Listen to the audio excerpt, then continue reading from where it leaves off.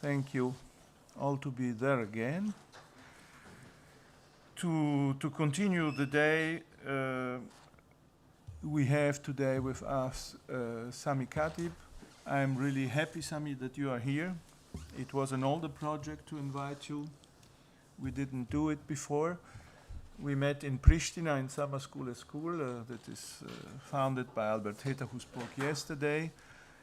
And there are several issues in your work that has really been interesting for us in different approaches on Benjamin and on the issues you will talk about today, but also different questions on critics generally that has been really very important for us to help us to settle a philosophical, clear, constructed approach. I think this is really something that's important for us. I'm really happy you are here because you help us also to have an horizon of historical, critical thinking. And I think that the issue we have today of negativity, it is really important not to forget where it comes from and how it is being constructed. That what we can do depends very much on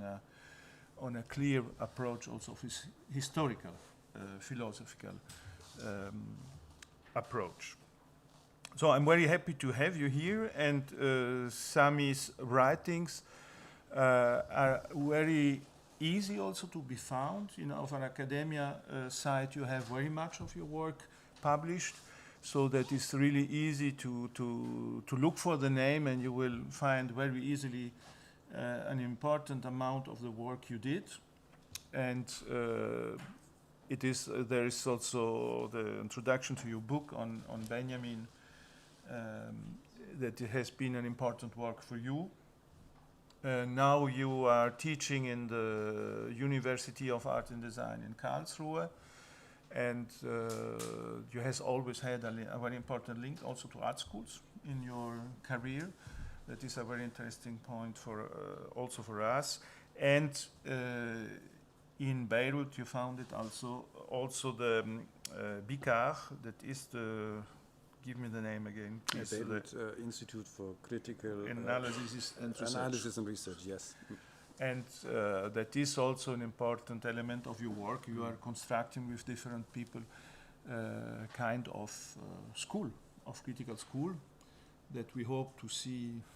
Yeah, maybe future collaboration. Future collaboration and realized and functioning in the next future. Thank you very much. The floor is yours. Yes, thank you so much, Bernhard, for inviting me. Finally, I'm here, and I already saw in these 2 days so many points of convergence and for further dialogue. I think I'm still a little bit surprised that the following paper is so much in correspondence to the earlier presentation by Jenny. So I really, I promise you I didn't write it after you gave me the English translation yesterday. Seriously, there was no time. You saw me as the dinner. So you will see there's kind of objective coincidence in thinking about that topic. But let me start from a more known point. Everybody who has heard the name of Walter Benjamin, especially in an art school context, knows that painting. So sorry for bringing up again, but there are certain details to that watercolored drawing that might be interesting. So as you know, in 1920, Paul Klee drew a strange figure called Angelus Novus. I won't go into the details. Benjamin actually acquired it, bought it, I think, in the same year later in Munich. 20 years later, in 1940, at the beginning of World War II, Benjamin referred to Klee's peculiar watercolored drawing that you see here behind me.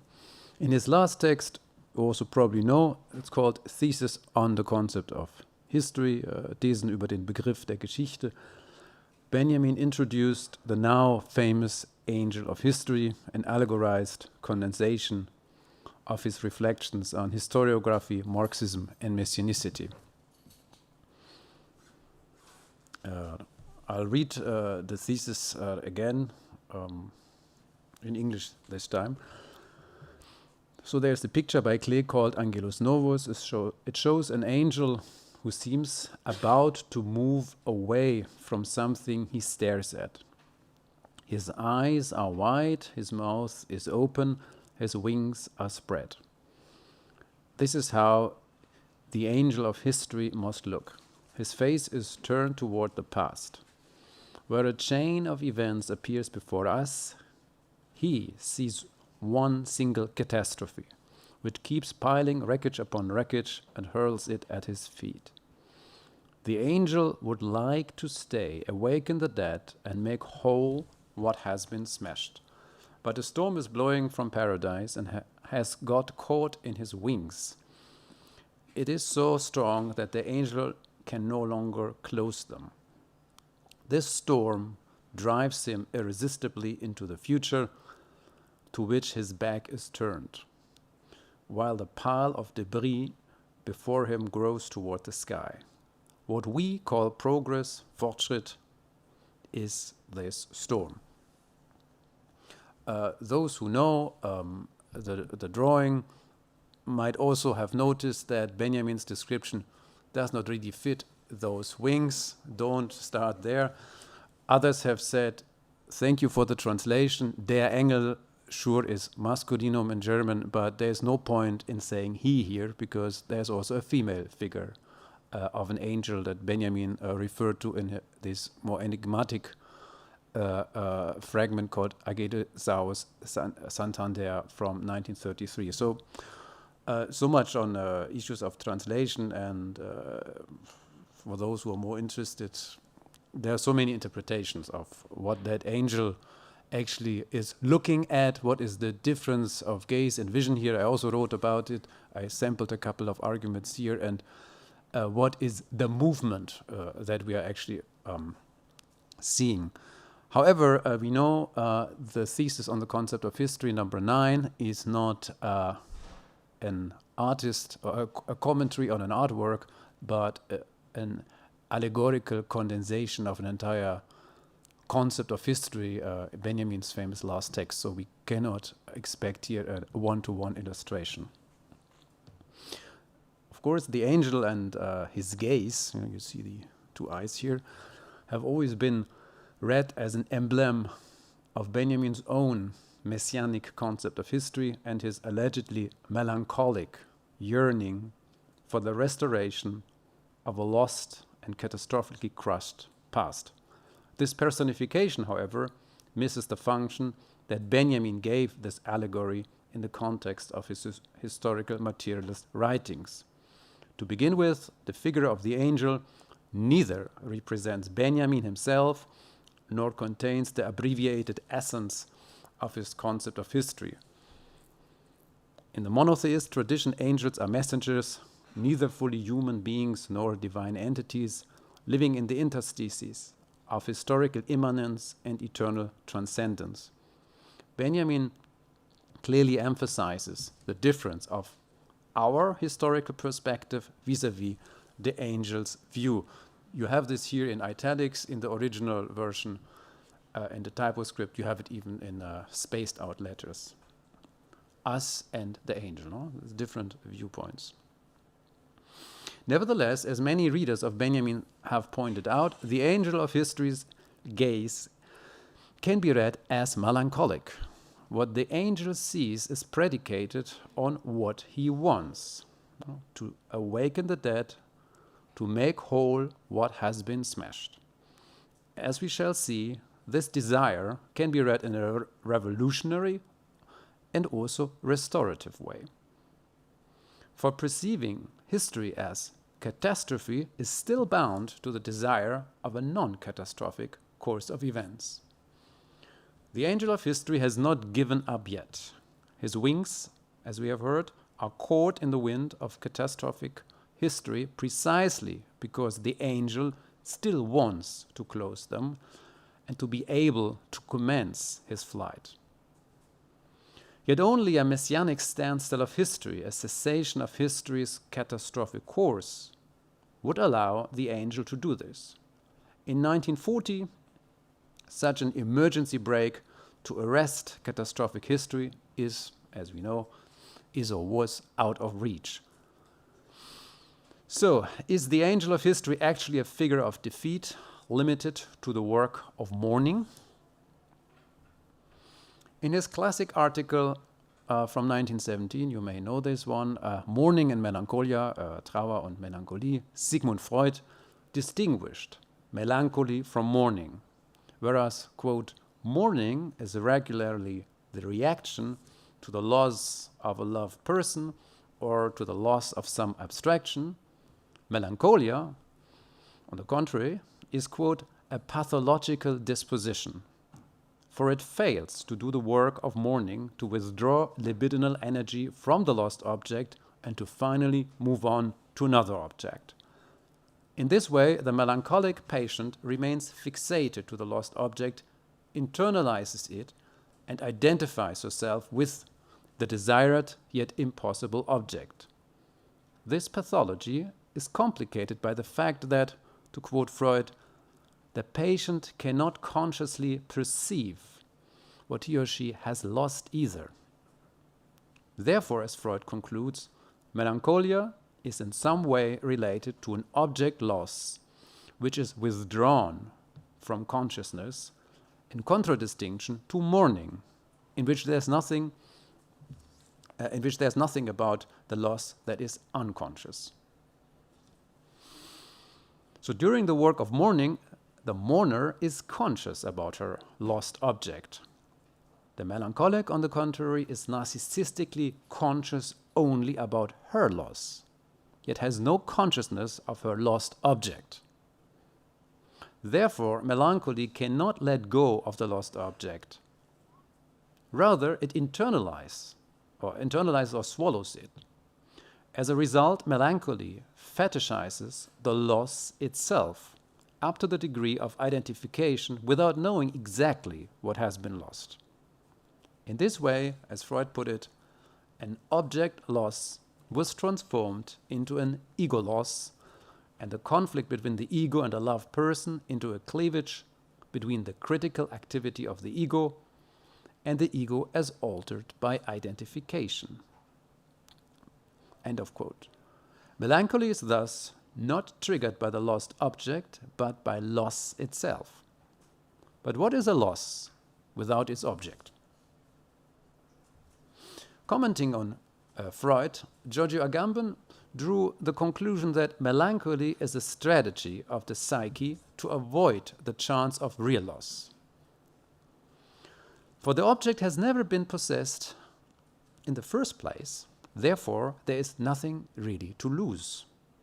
In the case of melancholy, as fetishistic pathology, libido preemptively stages a loss before anything in the object could have been possessed in order to remain faithful and fixated to the desired object without ever possessing and risking it in the first place. So in this way, melancholy produces a kind of pseudo-loss, a fantasy, an imaginary negative object relation masking the real absence of any possible object and thereby allowing for the detached cultivation of loss, a narcissistic faithfulness vis-à-vis a phantasmatically lost object. Of course, because it can never be really lost. It has never been possessed in the first place. Against such a psychoanalytically informed reading, Enzo Traverso calls for a depathologization of melancholy. In his 2006 book, Left-Wing Melancholia, Marxism, History and Memory, he understands melancholy as a faithfulness to defeated revolutionary projects of the past, he thinks of 20th century, of course, and as a storage of utopian imaginaries that could still inspire today's revolutionary struggles. He contends that after 1989, the age of memory and cultures of commemoration replaced the age of revolutions which was marked by the 200-year dates now between the French Revolution 1789 and the fall of the Berlin Wall in 1989. According to Traverso, this new age of memory places the figure of the victim in the center of its political imaginary. Here's a quote from Traverso. In the age of the victims, the Holocaust becomes the paradigm of Western memory, the foundation upon which the remembrance of other ancient or recent forms of violence and crimes should be built. Thus, the propensity emerges to reduce history to a binary confrontation between executors and victims. Such a binary, however, erases the dreams and political utopias of those victims and reduces the question of political revolution and defeat to a question of ongoing violence. Past executors of violence can thus be condemned as perpetrators, while the current beneficiaries of past violence can enjoy their gains in a moral way. Of course, you know that's the German formula. As depoliticized victims, the defeated of past revolutions can be memorized without remembering the lost causes they fought for. Loss over actually the object that has been lost. I'm not going into the details, but if you're interested, the full argument of this I have taken from Robert Meister's 2011 book, After Evil, and I really highly recommend it. I think it is probably a path-breaking work of our age. It's already 11 years old. When you read it, you cannot believe that it was written 11 years ago. It's actually a prophetic book. It is a very clear diagnosis of the historical or post-historical conjuncture we are in, but I have no time to get into that.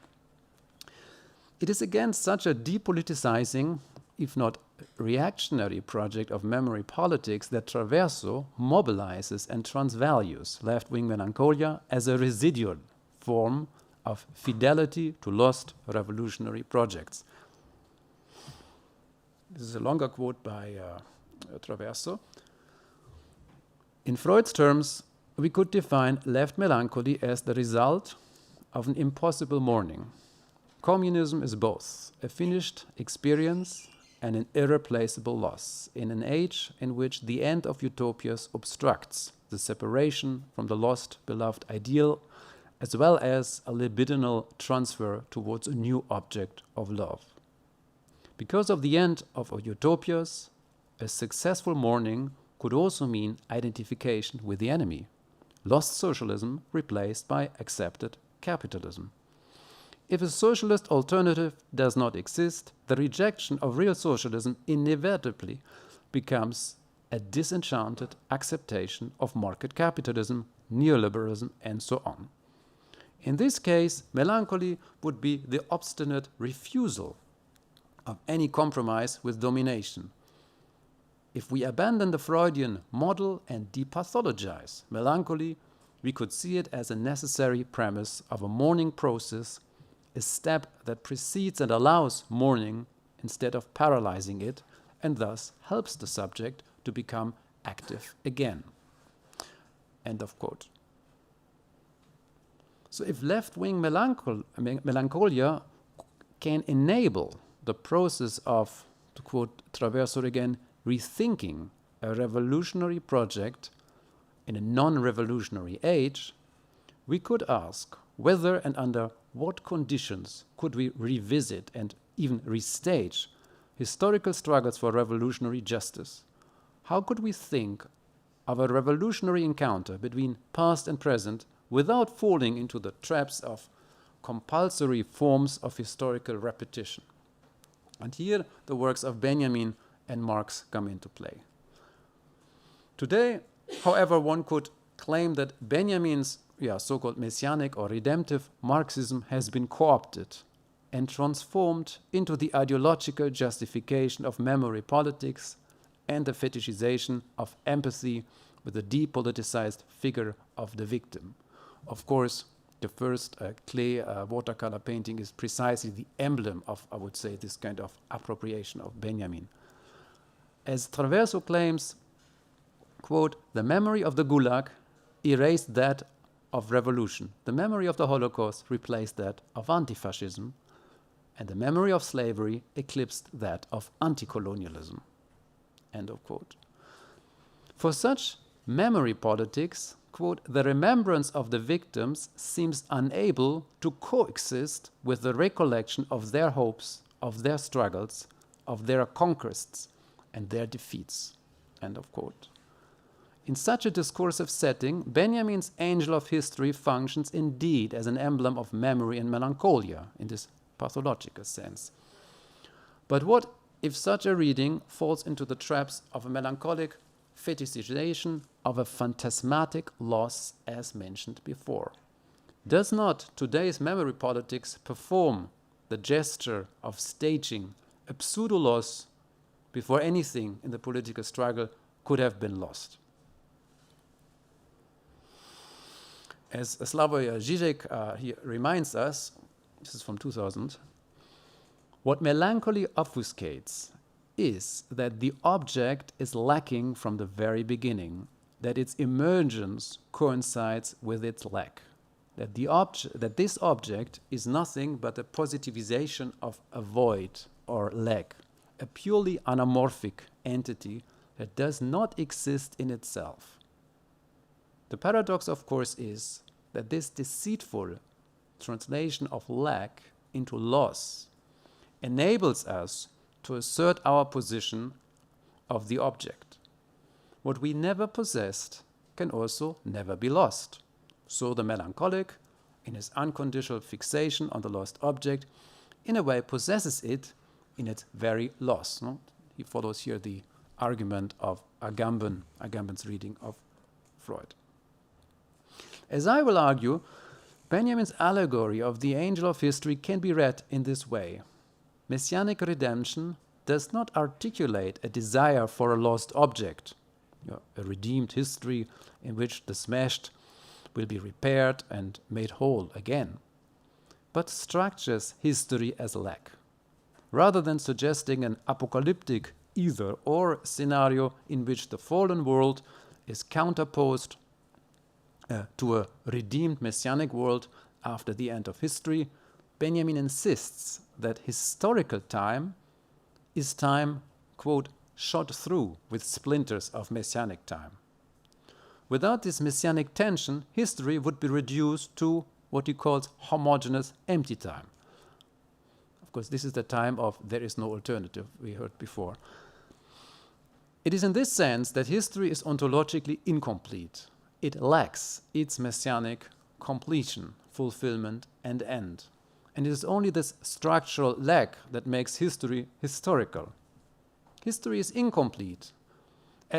History as incomplete is bound to messianic redemption precisely for being unredeemed. Employing the theological signifier of the messianic, and you can discuss whether this signifier actually is a good choice, but employing this, Benjamin refrains from providing any positivization of the messianic lack in terms of determinate loss, for instance, like a paradise lost of pure innocence and happiness or other tales of the political. With regard to the physiognomy of, here the details are really important, of Klee's Angelus Novus, the watercolor drawing that served Benjamin as inspiration for the Angel of History, we cannot ignore the post-catastrophic signature of gaze and posture. In Benjamin's allegory, horror, trauma, disfiguration are rendered as messianic tension ex negativo. Historical time, punctuated by messianic splinters, only emerges from the tension between the angel's impossible desire, closing the wings, and history, standstill, and the brutal storm of history that moves him irresistibly towards the future. Progress, capitalism, catastrophe, there is no alternative, climate change, and so on, Kapitalusin. By resolving and deflating this tension between the angel's desire and his catastrophic vision, we would arrive at a flat, non-historical concept of history, as contemporary memory politics does, fetishizing phantasmatic loss over structural lack. Of course, this would also be the realm of presentism. Yet history is not a fait accompli, for it also contains that which was not accomplished in it. In other words, history is historic in the full sense only for lacking those events which did not take place. If history lacked this lack, history would be dead, closed, a fateful series of events, unchangeable. It is only the structural lack that keeps history open to its proper tense, futur antérieur. No, history will have been.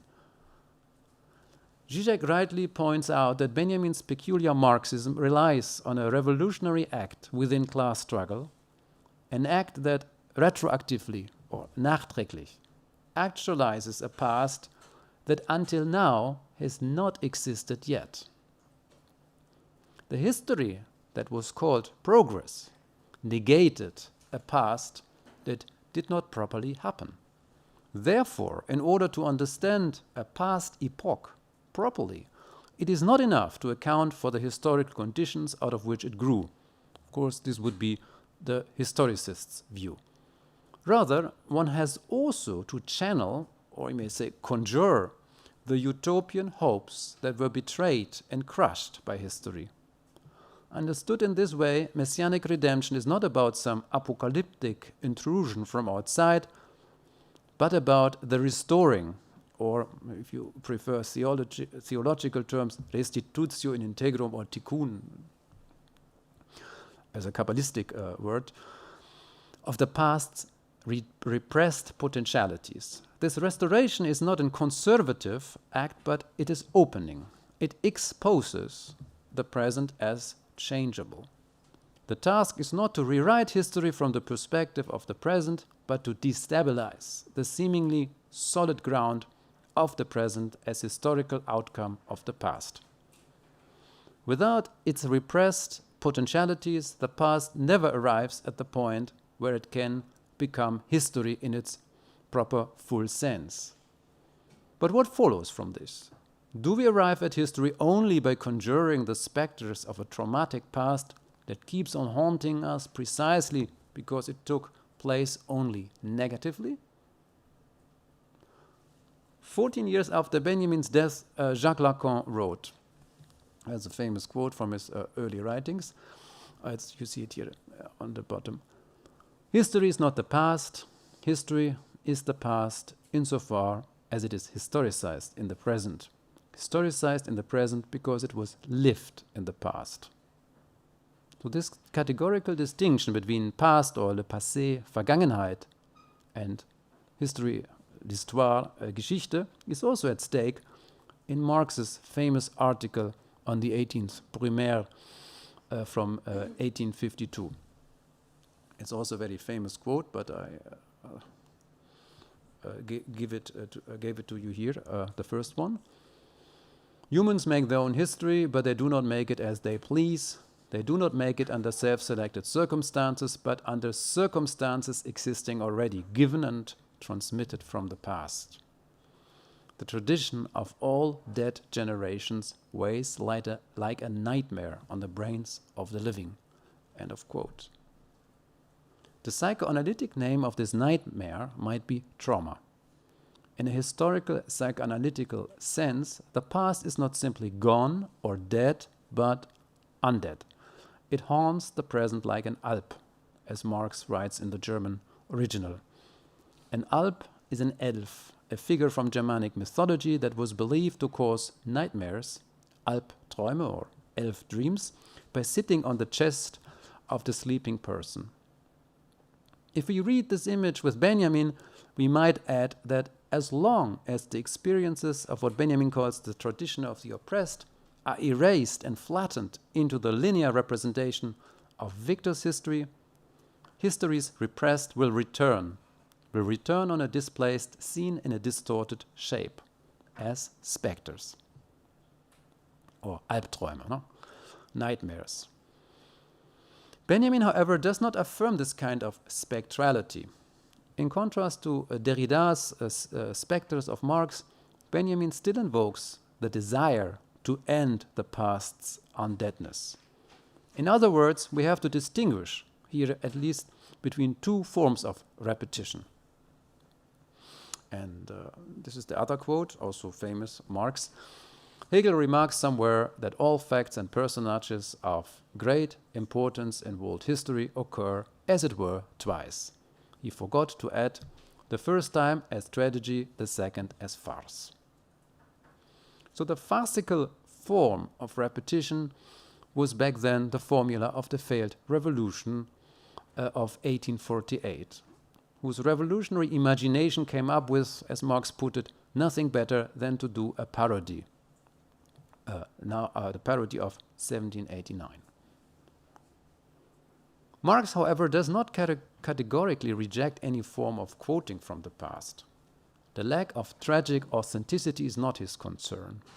For Marx, revolutionary repetition is the mode in which the proletarian revolution works through and gets rid of the specters of the past. This Durcharbeiten, or working through, is uneven, discontinuous, and repetitive. In contrast to bourgeois revolutions, that's the last quote, proletarian revolutions criticize themselves constantly, interrupt themselves continually in their own course, come back to the apparently accomplished in order to begin it afresh, deride with unmerciful thoroughness the inadequacies, weaknesses, and paltrinesses of their first attempts. So rather than arriving at a final, more perfect state like in social democratic fantasies of socialism, the formula of the proletarian revolution is much closer to Samuel Beckett. Ever failed, no matter, try again, fail better. The modal leap from failing once to failing better retroactively changes the parameters of the possible of preceding attempts. It's a bit like time travel. Think of Terminator 2. No, you send someone to the future to from the future to the past to change something in your own present. Revolutionary repetition is both stubbornly insisting and retroactively changing. It is, to quote Alenka Zupancic, closer to the comic. Not because it keeps failing, but because it keeps insisting. If repetition is constitutive of the comic genre as such, as Zupancic notes, we have to distinguish between two different forms of repetition: a compulsive repetition as farce and a structurally comical repetition as Marx put it, proletarian revolution. In contrast to a farcical repetition, the realm of revolutionary or transformative repetition is entered as soon as the comical repetition of the past gets hold of the true image of the past's original tragedy. Seizing this true image does not mean, to quote Benjamin, to recognize the past as it really was.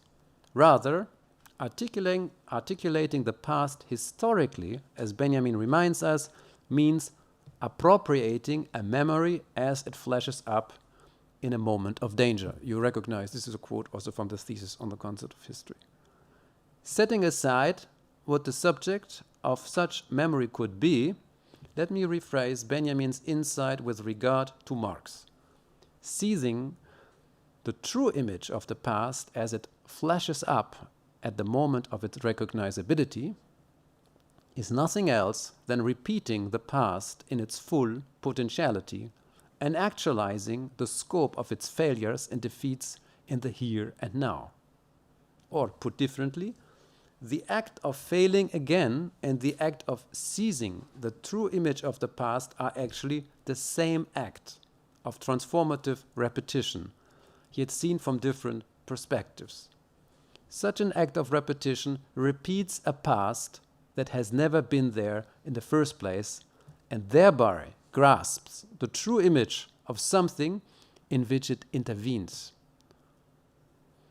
Here, the epistemological task of historical cognition intersects with an active modification of the ontology of the object of cognition, that is history.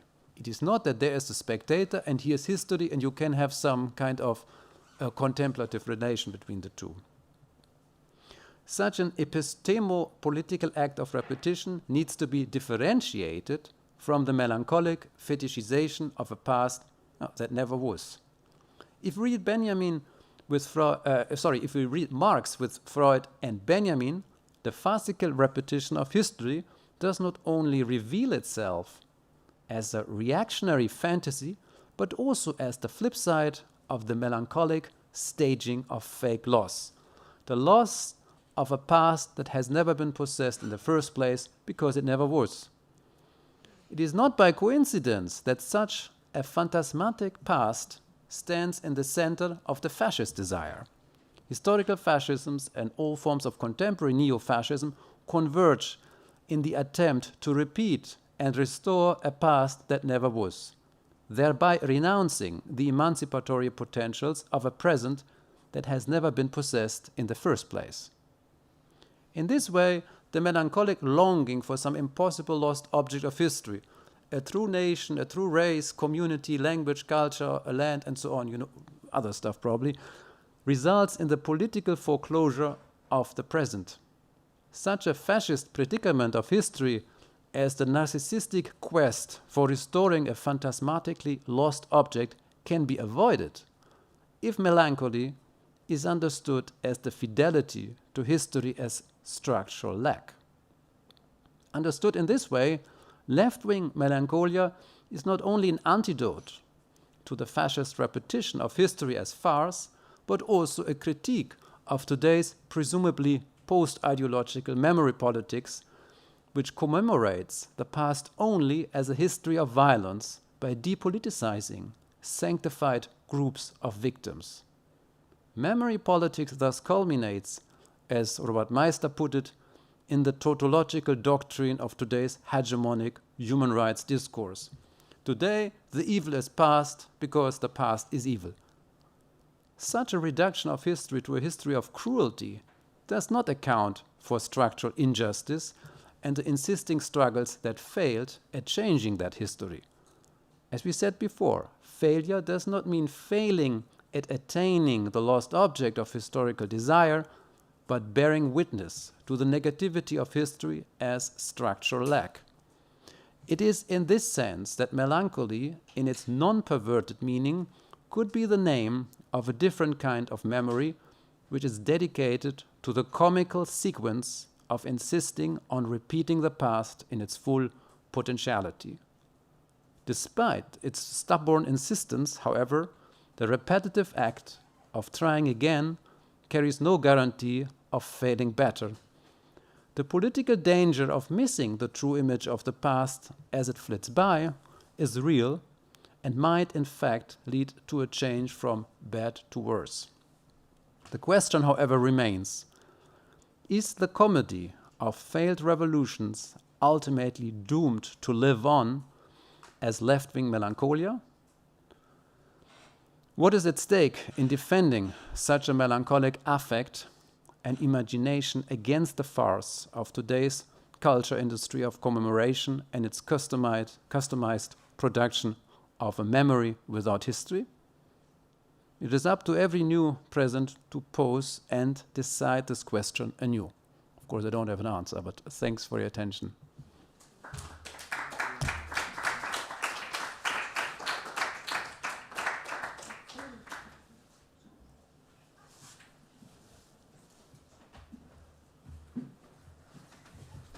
Thank you very much, Sami. Are there questions directly?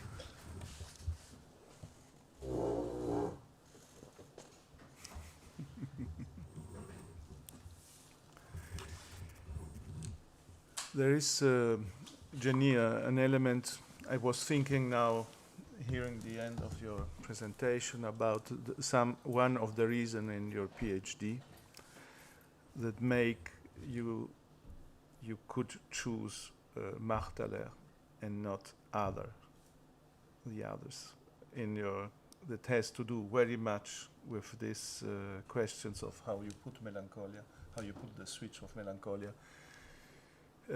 in your presentation. I think there is a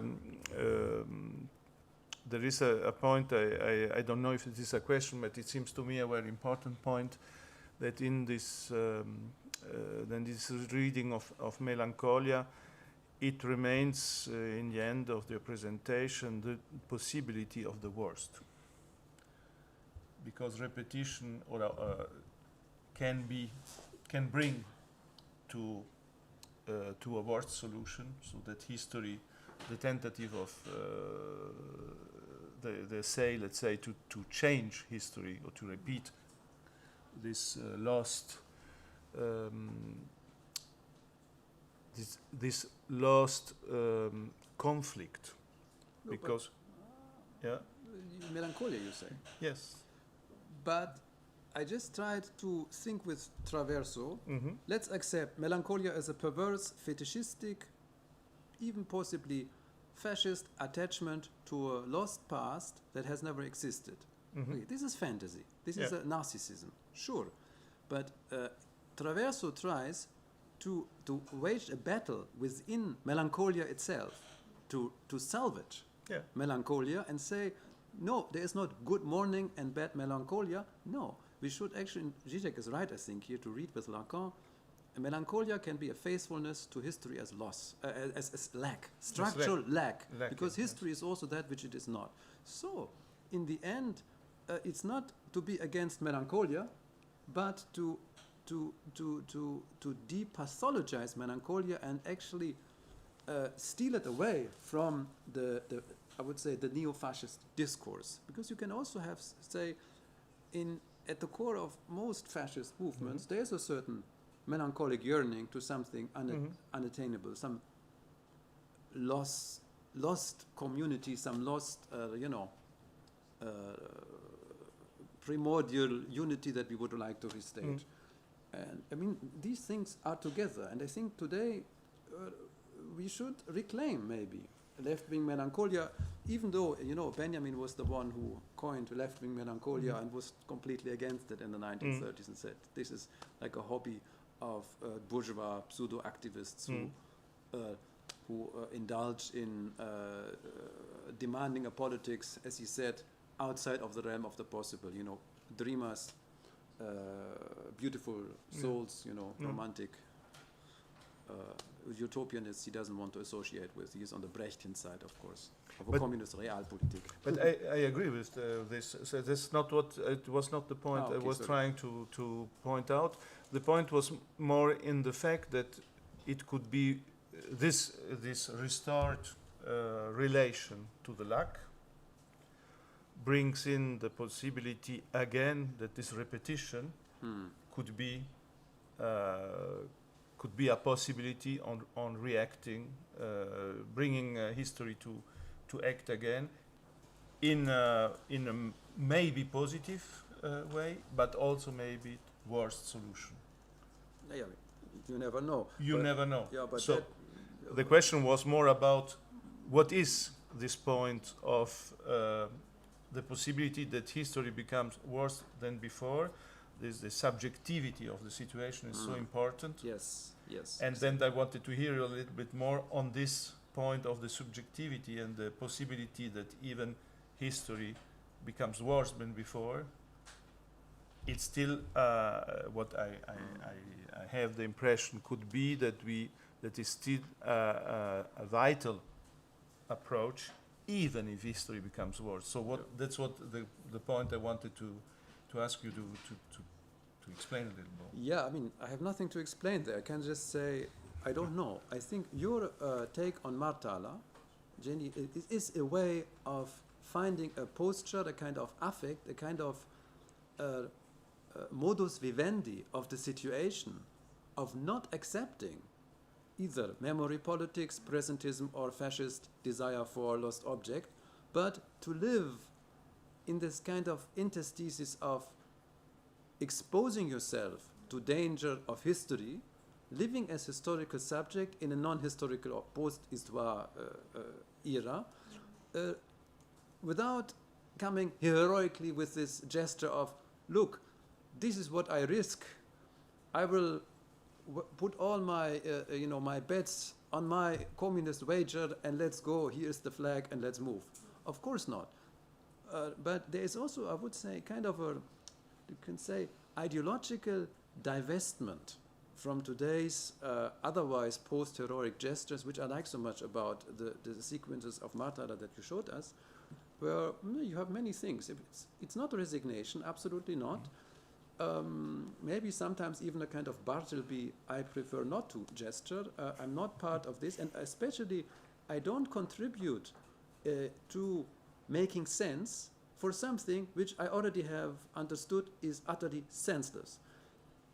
If your existence is predicated only by this fake presentism, this means your existence is precisely the storage of living labor for capital.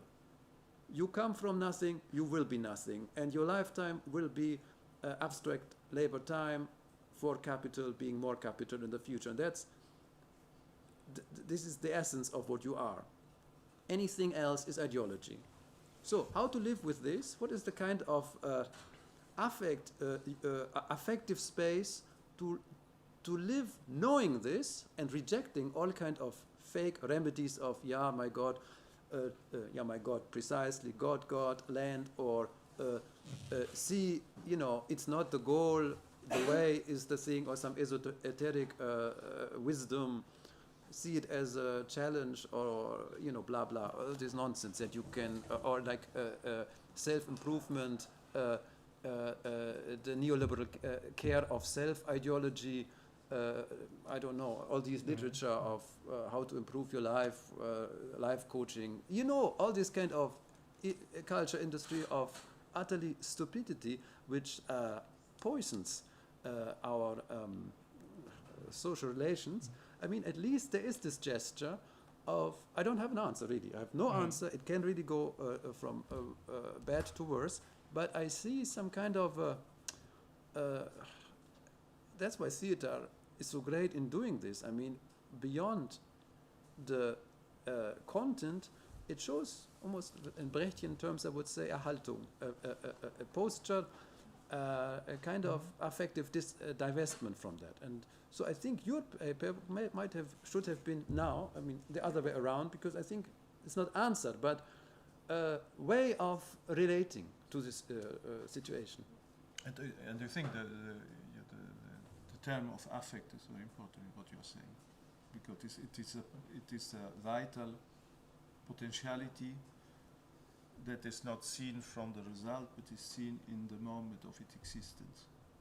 Sure, but affect only because it's a buzzword in art academies. I don't like it anyways. I try to avoid it because all of these buzzwords get immediately, once they're in the circulation, emptied out. I said affect because I wanted to relate actually more in a kind of Spinozian way, a kind of a force field of relationality that I wanted to say. Which is also Hegelian in the way. But I was hearing to you through Eisenstein. Eisenstein, yes. I mean, through the writing of Eisenstein on the affect. Super, yeah. That's a quite different approach of what we use in art schools in a very superficial way. We are here among us. I mean, we are here among comrades. We can use those words. But if I were speaking in America or in the UK, sorry to say that, I wouldn't use affect, because I know there are many confusions in affect theory. You have heard, I would go with Eisenstein, I would also go with psychoanalysis. I don't have this kind of campist idea, it has to be this or that. But you wanted to say, Jenny? Yeah, there's two things. The first one is affect or body, but I think the fact that there is bodies engaged in those examples in theater, but in life also, it's really an important point, because it's also what is what disappears in the transmission, what's going through the bodies in history, and the place for memory. It's seems to be a false way to get into the real experiences of the bodies. that's one point I would like to hear you maybe how philosophy can abord engage this question of the corporeité or The bodiness. yeah, I don't know how to say that in English, but bodiness, yeah. And the other reflection is you were talking about this figure that the angel are representing in theology, in between immanence and transcendence, and it brings me to this question, which is also in Derrida writing and others, to be in the space in between. What are those spaces? The body, for me, is one of them, or the collective spaces. But maybe there's also others you think about, this in the middle spaces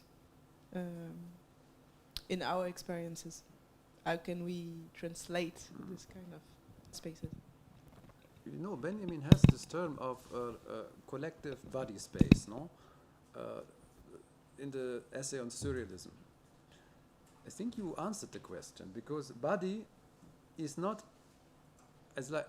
body is not the private property of the bourgeois subject, which is a container of some unfathomable deeper wisdom of traumatic body who happens to have language. And I think this is a complete misunderstanding. Collective body is a way of understanding that the body does not end where our physical extensions end. Psyche is not the interiority of some imagined brain space here. The collective unconscious is a relation that has its own exterior. That's, I think, why the Lacanian term of extimité is very precise. It's neither intimate nor exterior. It's extimate. And this would also be my understanding of, I don't trust philosophers giving us account of the body, which already is the sad abstraction. The philosopher talking about the body, horrible idea, no? As if the philosopher have no body and then talks about, When we're talking about Spinoza, it's a way of... I know, I'm just mocking the attitude of some of the bad books I've read recently. But I'm with you. I mean, body is another way of saying force field, relationality, interstices. If you want it with Hegel, it would be Vermittlung, it would be mediation. In Benjamin, it would be a pure mediacy of body space, image space, where we are actually part of image. Where it's not, because image is not a representation, but presentation. Of course, in theater, we know this already. Darstellung. Huh? So, I would say interesting is that in contemporary memory politics, this dimension is completely misunderstood. The body is taken as almost as a hard drive. Body is the recording, or even some people say archive, of some individual trauma, and now we have to go to the body to read out the deeper truth about the traumatic experience of this person. That is part of this human rights ideology. First of all, body is not a hard drive for some psychic real stage, It's not the hardware of some software. I mean, all this is so wrong, this kind of a perpetuation of the Christian split between spirit and body again. In the most idealistic vintage version that I have heard so far, and it comes, of course, with a metaphor of the computer and the hard drive and so on. It's very idiotic, I must say. So I would not. So the contemporary interest in the body as this abstractum is already an ideological symptom of completely misunderstanding what memory could be. I think Freud was very good to say consciousness and memory are two processes which are excluding each other. Either I have memory, I mean the memory trace, or I have consciousness. And if I have consciousness, I have cover memory. No? There is no access to this. And the same also goes with transforming history as the kind of individualized imprint of some traumatic truth. Trauma is destruction. The real, you can say, the traumatic gap in reality which has not been symbolized. It's the cut in the, in the grid of the symbolic which could be told. So trauma is not experience that can be shared and talked about. Trauma is the impossibility of that.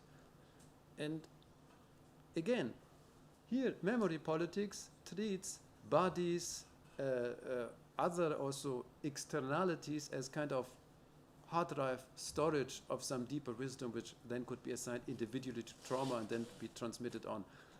It comes from the same, I think, wrong space where there is no history.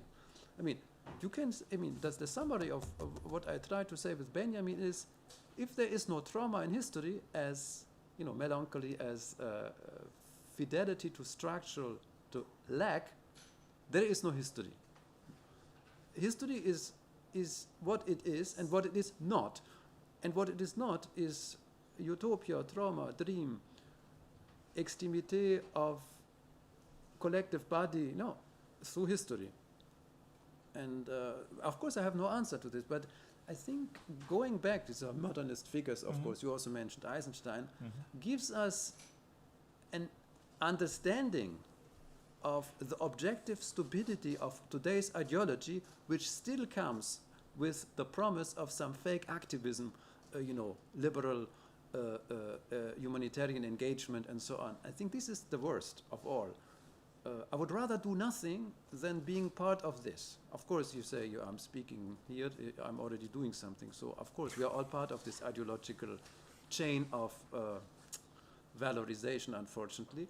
But, of course, the older I get, the more angry I am about it. Because memory politics as the last stage of this perverse melancholia is today coexisting with really existing fascism. And you have it, you have the NGO that does memory politics next to the fascist movement. Strangely, they inhabit the same historical space, and they share much more than the moralism of the human rights discourse actually would like to admit. And I think here it's really a reason why we should open the wound again and going to history as trauma, but not individual trauma, not like this therapy talk where trauma is the trademark of individual wisdom. Oh, somebody fell down. Oh. Okay. I only saw you disappearing. It was a gag. I only saw you disappearing. I was worried for a moment. Okay, enough of this rant, but you know why I'm so angry about this. So thank you very much, Sami, because this political position is a very clear position. Yeah, and I think it's really important to say it also very clearly. Thank you. Thanks for your patience.